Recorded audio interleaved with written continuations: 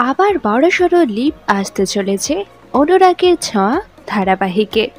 সম্প্রতি ধারাবাহিকের পর্বগুলো দেখে বেশ অবাক হয়েছেন দর্শকেরা, কারণ পাল্টে গিয়েছে ধারাবাহিকের অধিকাংশই চরিত্র। হঠাৎ করে ভিলেন হয়ে গিয়েছে উর্মি এবং রত্না।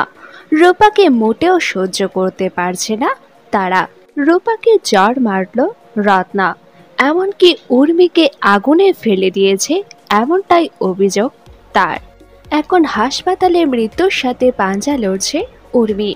এই সব কিছুর জন্য দায়ী করা হচ্ছে রূপাকে, যদিও রূপা সম্পূর্ণরূপে নির্দোষ। সেই সত্যি হয়তো অনেক পরে সামনে আসবে, কিন্তু ইতিমধ্যে সবাই ভুল বুঝতে শুরু করে দিয়েছে রূপাকে।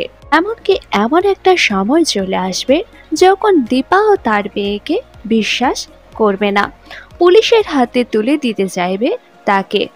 আর তা শুনে ভয়ে এবং রাগে সেখান থেকে পালিয়ে যাবে রূপা। আর এরপরেই আবার নতুনভাবে নতুন মোড়কে শুরু হবে গল্প, আর তার জন্য নেওয়া হবে লিপ। আর এরপরে তার উপর করা অন্যায়ের প্রতিশোধ নেওয়ার জন্য রূপা কিভাবে ফিরে আসে সেটাই দেখার। বর্তমানে অনুরাগের ছোঁয়া আপনাদের কেমন লাগছে নিচে অবশ্যই কমেন্ট করে জানান।